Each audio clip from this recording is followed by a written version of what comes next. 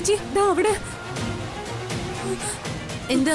അച്ചൂട്ടന്റെ കഴുത്തിൽ 1-2 കുരുക്കൾ പൊന്തിയിരിക്കുന്നു. എവിടെ നോക്കട്ടെ. അയ്യോ ഈശ്വര, ഇത് ചിക്കൻ ബോക്സ് ആണെന്ന് തോന്നുന്നല്ലോ. സീതമ്മേ ഒന്ന് നോക്ക്. ചിലപ്പോ അതായിരിക്കും, ചിലപ്പോ അതാവണമെന്നില്ല. ദേ ഇപ്പൊ 1-2 കുരുക്കളെ പൊന്തിയിട്ടുള്ളൂ. 1-2 ദിവസം കൂടെ നമുക്ക് നോക്കാം, അപ്പൊ അറിയാലോ യാഥാർത്ഥ്യം. അയ്യോ, വെറുതെ ഇതിവിടെ വെച്ചോണ്ടിരിക്കാനോ? അത് അപകടമല്ലേ സീതമ്മേ? ഏയ്, ഇക്കാലത്ത് ഇപ്പൊ അങ്ങനെ പരിഭ്രമിക്കാനുള്ള രോഗമൊന്നും അല്ല ഇത്. കുരു പൊന്തിയ അത് പൊഴിയണം. കൂടുതൽ പൊന്താതിരിക്കാൻ വല്ല ഹോമിയോ മരുന്നോ വാങ്ങിക്കൊടുക്കാം, അത്രേ ഉള്ളൂ. ആശുപത്രിയിലൊന്നും ഇതിനെ പഠിപ്പിക്കൂലെന്നാ എനിക്ക് തോന്നുന്നേ. അപ്പോ അസുഖം മാറുന്നവരെ അച്ചൂട്ടിനെ ഇങ്ങനെ കിടത്തണമെന്നാണോ പറയുന്നേ? ചിക്കൻ ബോക്സ് വന്നാ ഇങ്ങനെയല്ല കിടത്തുന്നത്. കുഞ്ഞിന്റെ ഉടുപ്പൊക്കെ മാറ്റി വേപ്പില കൊണ്ട് കിടക്കി ഒരുക്കി അതിലാ കിടത്തേണ്ടത്. പിന്നെ വേപ്പില കൊണ്ട് തന്നെ ശരീരം കൂടി വീശിക്കൊണ്ടേയിരിക്കണം. വീട്ടിലെ ഒരു ജോലി നടക്കില്ല. ആ അതെ അതെ, അത് ശരിയാ. ഇത്തരം അവസരങ്ങളിലാ വീട്ടിലൊരു ആൺതുണ വേണമെന്ന് പറയുന്നേ. അച്ചൂടന്റെ അച്ഛനെങ്കിലും ഇപ്പൊ കൂടെ ഉണ്ടായിരുന്നെങ്കിൽ. സീതമ്മേ, സീതമ്മ എന്ത് വർത്താനായി പറയുന്നേ? അച്ചൂട്ടന്റെ അച്ഛനും അമ്മയും ഒക്കെ അഞ്ജലി ചേച്ചിയാണെന്ന് സീതമ്മയ്ക്ക് അറിഞ്ഞൂടെ? അവൻ അച്ഛനില്ലാത്ത കുറവ് ഇവിടെ കാണുന്നുണ്ടോ സീതമ്മ? ഇല്ലല്ലോ. എന്തെങ്കിലുമൊക്കെ അങ്ങ് വായി തോന്നിയത് വിളിച്ച് പറഞ്ഞോണം. അയ്യോ മോളെ, സോറി, ഞാൻ പെട്ടെന്ന് അറിയാതെ അങ്ങ് പറഞ്ഞു പോയതാ. തെറ്റാണ്, സോറി. സാരമില്ല സീതമ്മേ. ഞങ്ങളുടെ നന്മ മാത്രം ആഗ്രഹിക്കുന്ന സീതമ്മയും തുളസിയും ഒരിക്കലും മനസ്സിലൊന്നും വെച്ച് സംസാരിക്കില്ല എന്ന് ഞങ്ങൾക്കറിയാം. മറന്നുകള. ഇപ്പൊ എന്റെ ടെൻഷൻ മുഴുവൻ അച്ചൂട്ടിനെ ഓർത്താ. അവന് കടുത്ത ചിക്കൻ ബോക്സ് വന്ന ജീവന് തന്നെ ആപത്താ. ഒരു വശത്ത് അസുഖവും മറുവശത്ത് അച്ഛന്റെ ആക്രമണവും. ഇതിനിടയിൽ എന്ത് ചെയ്യണമെന്നാ ഞാൻ ആലോചിക്കുന്നത്. ഈശ്വര, ആപത്തുകളിൽ നിന്ന് നീ എന്റെ കുഞ്ഞിനെ രക്ഷിക്കണേ.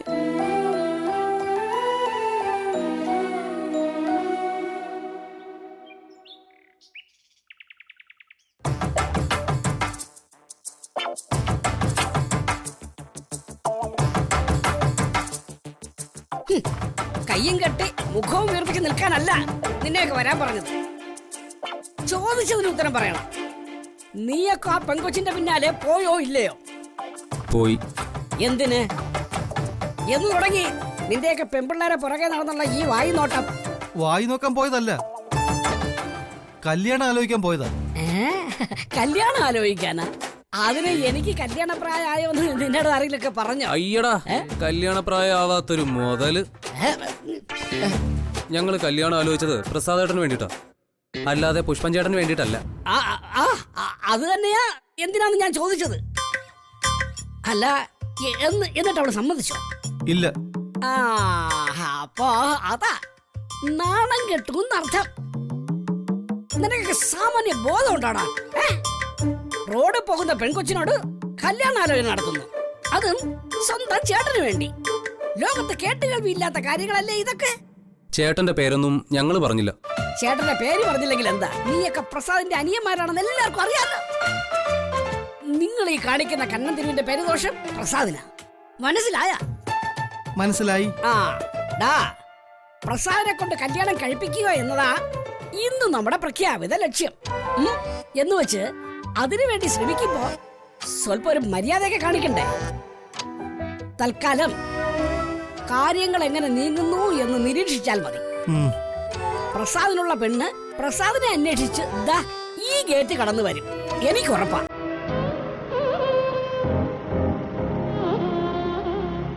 തൽക്കാലം 2 കൂടി ഇരുന്ന് മെനഞ്ഞാന്നൊരു ബർത്ത്ഡേ ഫംഗ്ഷൻ നടത്തിയ ചെലവ് കണക്കില്ലേ, അത് റെഡിയാക്കി പ്രിന്റ് എടുത്ത് മേശപ്പുറത്ത് വെക്ക്. പ്രസാദ് ഇപ്പ വരും. ഓ ആയിക്കോട്ടെ തമ്പ്ര. എന്തോന്ന്? ആയിക്കോട്ടെ തമ്പ്ര എന്ന് പറഞ്ഞതാ. ഞങ്ങൾക്ക് ഇവിടെ ആനയും പേടിക്കണം ആനപ്പിണ്ടത്തെയും പേടിക്കണം എന്ന ഗതികേട് ഓർത്ത് പറഞ്ഞതാ. ക്ഷമിച്ചു കള. വാവ ചേട്ടാ. എന്തോ പറഞ്ഞ? മനസ്സിലായി. ഈ പിണ്ടത്തിന്റെ വില നിനക്കൊക്കെ ഞാൻ പഠിപ്പിച്ച് തരാടാ. നോക്കിക്കോ.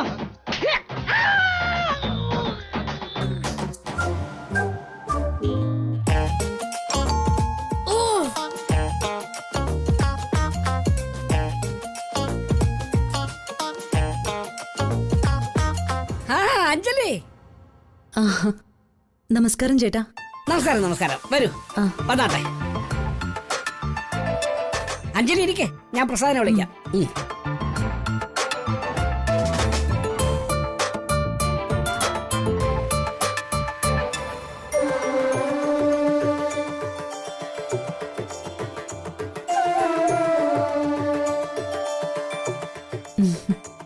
അഞ്ജലി ഇരിക്കെ. പുഷ്പേട്ട.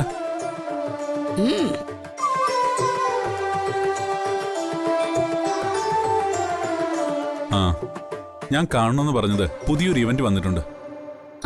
അതൊരു ഹാഫ് ഡേയോ വൺ ഡേയോ ഒന്നും അല്ല, ഏതാണ്ട് ഒരാഴ്ച വരെ നീണ്ടു നിൽക്കുന്ന ഒരു കോൺട്രാക്റ്റാ. ഉത്സവം വല്ലതാണോ പ്രസാദേട്ടാ? ഏയ് അല്ലല്ല, വ്യക്തമായി പറഞ്ഞ ഒരു കല്യാണമാണ്. സാക്ഷാൽ മേയർ ഉപേന്ദ്രവർമ്മയുടെ മകളുടെ കല്യാണം. കല്യാണത്തിന് 4-5 ദിവസം മുമ്പ് തന്നെ അതിഥികൾ വന്നു തുടങ്ങും. ആ ദിവസം മുതലുള്ള എല്ലാ കാര്യങ്ങളും നമ്മൾ വേണം മാനേജ് ചെയ്യാൻ.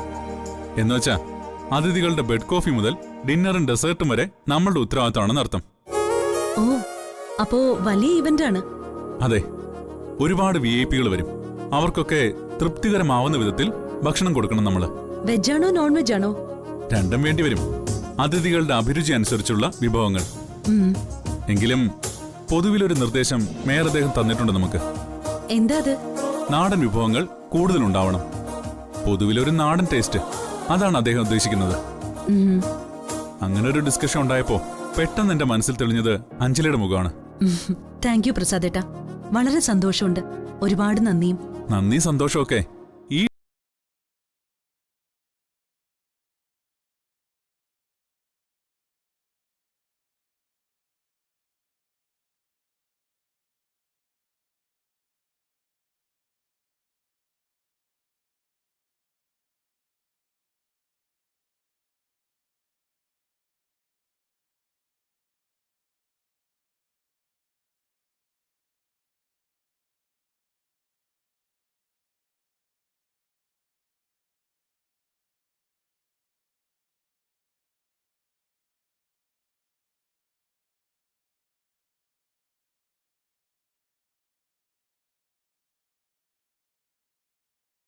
അമ്മ ഇവന്റ്സിന് അഞ്ജലിയുടെ കേറ്ററിംഗ്.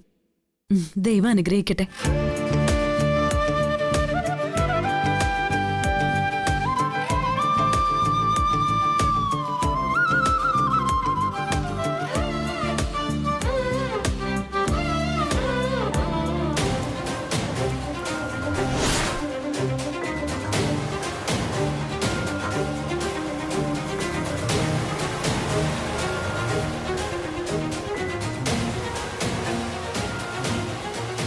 വല്യേച്ചയാന്ന് തോന്നുന്നു.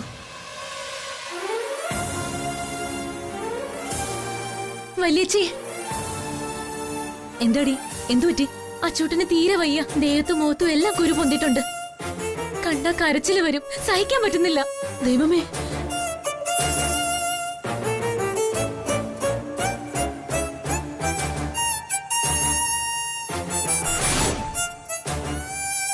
അച്ചൂട്ടാ, അച്ചൂട്ടാ മോനെ. എനിക്ക് വയ്യമ്മേ, ശരീരം മുഴുവൻ നല്ല വേദന. എനിക്ക് ചൊറിയാൻ തോന്നുന്നു. അയ്യോ, ചൊറിയാൻ പാടില്ല അച്ചൂട്ടാ. ദാ തുളസേച്ചി ഈ ഇലകൾ കൊണ്ട് പയ്യെ തലോടി തരും. കുറച്ചൊന്ന് സഹിച്ചാ മതി, ചൊറിച്ചിലൊക്കെ താനെ മാറിക്കോളും. അച്ചൂട്ടൻ ഇപ്പൊ കണ്ണടച്ചു കിടന്നു. എന്താ? മിനിറ്റ് വെച്ച ചേച്ചി കുരു പൊന്തുന്നത്. ഇനി ദേഹത്ത് ഒരു സ്ഥലവും ഇല്ല ബാക്കി. നമ്മുടെ കൊച്ചിന്റെ കാര്യം കുറച്ച് കഷ്ടാ.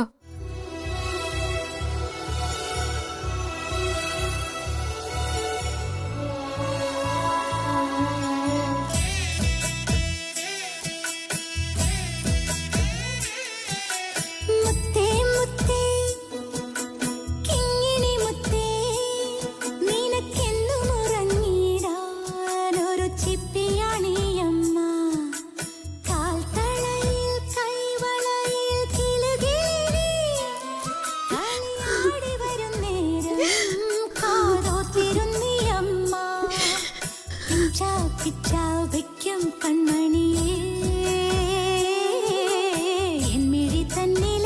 കൃഷ്ണമണി വയ്ക്കും കൺമണിയേ എന്നിടി തന്നിലെ കൃഷ്ണമണി സ്വന്തം ഉയിര് കൊടുത്തു നിങ്ങൾ ഇവനെ സംരക്ഷിക്കണം. രാധ വേണം ഇനി ഇവർക്ക് എന്റെ സ്ഥാനത്ത്.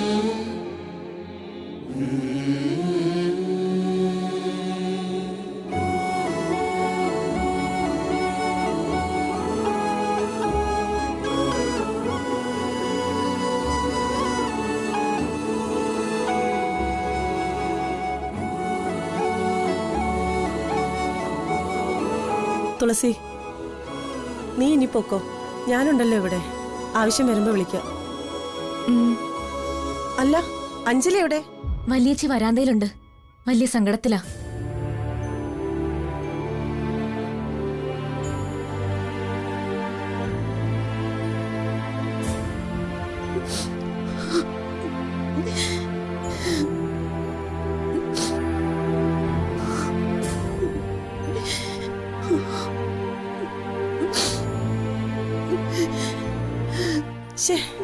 നീ എന്താ മോളെ ഇങ്ങനെ? പറ്റുന്നില്ല സീതമ്മ, അവന്റെ കിടപ്പ് കണ്ടിട്ട് സഹിക്കുന്നില്ല എനിക്ക്. ഇതങ്ങനെ അപകടം പിടിച്ച രോഗമൊന്നും അല്ല മോളെ. കുറച്ച് വേദനയും വിഷമവും ഒക്കെ ആയി 6-7 ദിവസം വലിയ പ്രയാസമായിരിക്കും. അത് കഴിയുമ്പോ താനെ അങ്ങ് മാറും. ദേഹം തളർന്നു മരിച്ചു പോവൊന്നുമില്ല. പണ്ടൊക്കെ പറയുമായിരുന്നത് ഇത് അമ്മ വിളയാട്ടാന്നാ. അമ്മ വിളയാട്ടോ? അതെ, അമ്മ വിളയാട്ട്. ദേവി മാരിവിത്ത് വിതറുമെന്നും ഭക്തരിൽ അതിങ്ങനെ കുരുവായി പൊന്തി വരുമെന്നൊക്കെയാണ് പറച്ചിൽ. ഇന്നിപ്പോ അങ്ങനെയൊന്നും വിശ്വസിക്കുന്നവരില്ല. എങ്കിലും അമ്പലത്തിൽ ചെന്ന് ഒരു നേർച്ചയോ വല്ലോ കഴിക്കുന്നത് നല്ലതാ. അതൊക്കെ ചെയ്യാൻ സീതമ്മ. പക്ഷേ അവന്റെ ഈ കിടപ്പ് കണ്ടിട്ടാ എനിക്ക് കൈയും കാലും നീങ്ങാത്തത്.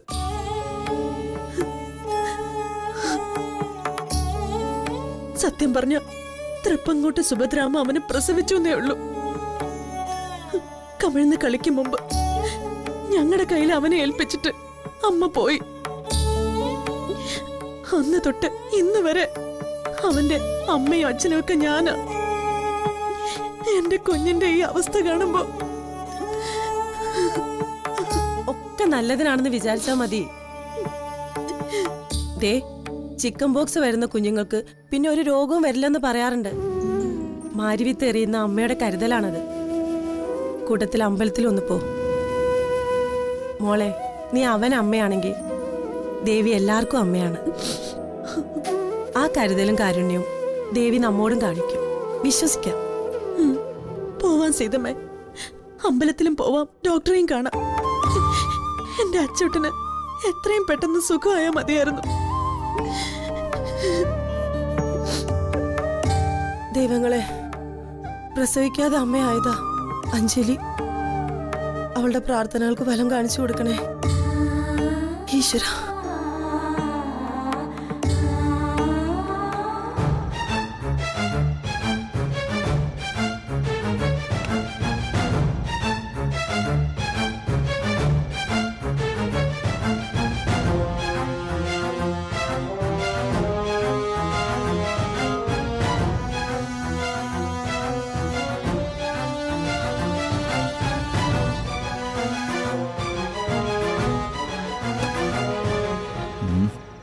നമസ്കാരം ചേട്ടാ. നമസ്കാരം. ഞാൻ കുട്ടിയാ. സന്തോഷം. കുട്ടിയാണെന്ന് പറയില്ല. കഷണ്ടി ഉൾപ്പെടെ ഒരു മുതിർന്ന ആളിന്റെ എല്ലാ ലക്ഷണവും ഉണ്ട്.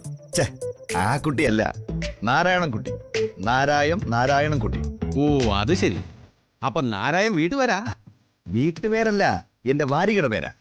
സമൂഹത്തിലെ തിന്മയുടെ അടിവയറ്റിലേക്ക് കുത്തിക്കേറുന്ന മൂർച്ചയുള്ള നാരായൺ. ഇതാണ്. വായിച്ചിട്ടുണ്ടോ? ഇല്ല, അത്തരം പ്രസിദ്ധീകരണങ്ങളൊന്നും ഞാൻ കാണാറൊന്നുമില്ല. ആണല്ലേ? അതാണ് ഈ സമൂഹം നന്നാവാത്തത്. അതുകൊട്ടെ, ഇയാളെ ഈ ഭാഗത്ത് എവിടെയെങ്കിലും കണ്ടിട്ടുണ്ടോ? നോക്കിയേ. സൂക്ഷിച്ചു നോക്ക്. ഇല്ല ഇല്ല, ഒരു പരിചയം തോന്നില്ലല്ലോ. ആളൊരു കേസില്ല വക്കീലാണ്. നാട്ടിൽ നിന്ന് മിസ്സിംഗ് ആണ് കുറച്ച് ആളായി. ചേട്ടൻ ഈ പടം ഒന്ന് മനസ്സിൽ കുറിച്ചിട്ടേക്കണം. എവിടെയെങ്കിലും എപ്പോഴെങ്കിലും ഇയാളെ കണ്ടാൽ എന്നോട് പറയണം. ഫോൺ നമ്പർ ഞാൻ ഇറങ്ങുമ്പോ തരാം. ഓ ശരി, നോക്കാം. ഒരു കാര്യം ചെയ്, ഐശ്വര്യമായിട്ട് 4-5 ദോശയും ഒരു മുട്ട ഇട്ട ഒരു ഓംലേറ്റ് എടുത്തോ. എന്നായിരുന്നാട്ടെ.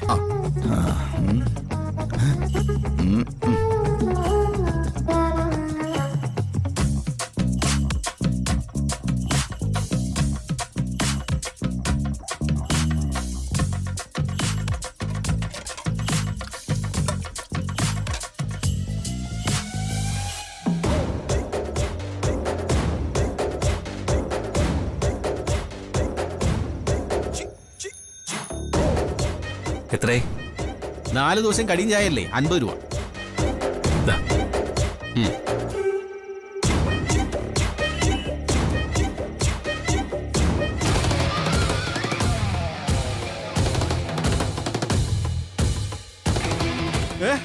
കുട്ടി, നാരായൺ കുട്ടി, നായക്കുട്ടി.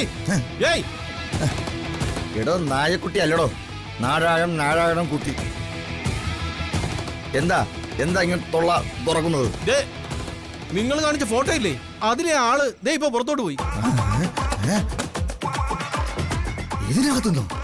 ആ ഇവിടുന്ന് തന്നെ അവിടെ ഇരുന്ന ആള് ഇങ്ങോട്ട് പോയി. അങ്ങോട്ട് പോയി. എന്റെ ഗുരുവായൂരപ്പാ.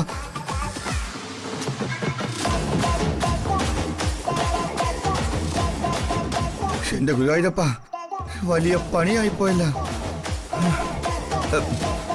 എവിടെയെന്തോ ഇയാൾ അസ്ത്രമിട്ടോ എവിടെ പോയി?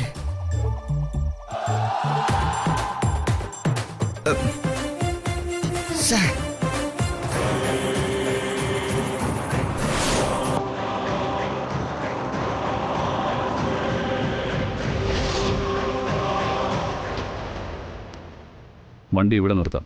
ഇനിയും പോകുന്നത് ബുദ്ധിമുട്ടാവും. നടക്കാൻ നമുക്ക്. എന്താടാ, ഇറങ്ങുന്നില്ലേ? അല്ല, ഇറങ്ങണം. പിന്നെ ഇറങ്ങാതെ? ഞാൻ കാട് തെണ്ടുമ്പോ നിനക്കിവിടെ വണ്ടിയിൽ സുഖിച്ചിരിക്കാനാണോ ഞാൻ നിന്നെ കൂടെ കെട്ടിയെടുത്തോണ്ട് വന്നത്? കെട്ടി വിളിച്ചോണ്ട് വന്നതല്ലേ, ഞാൻ സ്വയം വന്നതല്ലോ. എന്താ? ഒന്നുമില്ലേ, നല്ല കാടാണല്ലോ എന്ന് പറയുമായിരുന്നു. ആ, നല്ല കാടും ചീത്തക്കാടും കാണിച്ചു തരുന്നുണ്ട് ഞാൻ. ഇറങ്ങണം അങ്ങോട്ട്.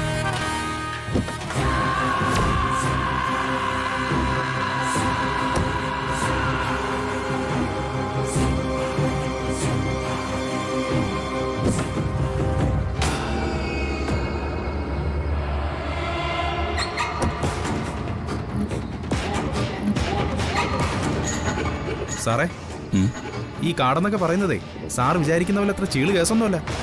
അപകടമോ സാറേ, അപകടം. അറിയാം.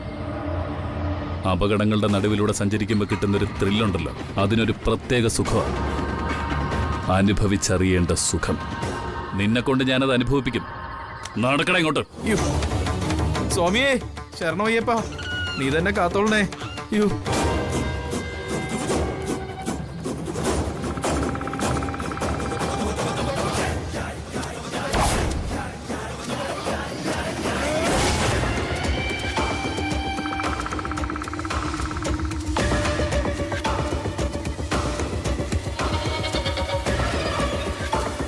കണ്ടോ, മാനം മുട്ട വളർന്ന ഭീമാകാരന്മാരായ മരങ്ങൾ. അതിന്റെ കൊമ്പുകളിൽ തലകീഴായി വാവിളർന്നു കിടക്കുന്ന രാജവെമ്പാലകൾ. അവയുടെ വായിന്ന് ഒരു തുള്ളി വിഷം ദേഹത്ത് വീണാ നമ്മുടെ കാര്യം കട്ടപ്പുകയാ. കോട്ടയ്ക്കലെ ആണുങ്ങൾക്ക് രാജവെമ്പാലേക്കാളും വിഷമുണ്ട് ഭാസി. ആ വിഷം എനിക്ക് ഏൽക്കില്ല എന്ന് ഉറപ്പാ. അപ്പൊ ഞാനോ? എനിക്ക് ആ വിഷം ഏൽക്കും സാറേ, ഞാൻ ചത്തുപോകൂലേ? ആ, അത് സാരമില്ല. നിനക്ക് വിഷമേറ്റാലേ ഞാൻ തന്നെ ഇവിടെ എവിടെയെങ്കിലും കുഴിച്ചു മൂടിയിട്ടിട്ട് പൊയ്ക്കോളാം. വീട്ടുകാരെ ബുദ്ധിമുട്ടിക്കില്ല. എന്താ അതുപോലെ? എന്റെ അയ്യപ്പസ്വാമി, ചങ്കിക്കൊള്ളുന്ന വർത്താനം പറയല്ലേ സാറേ, വെറുതെ മനുഷ്യനെ പേടിപ്പിക്കാനായിട്ട്. അയ്യോ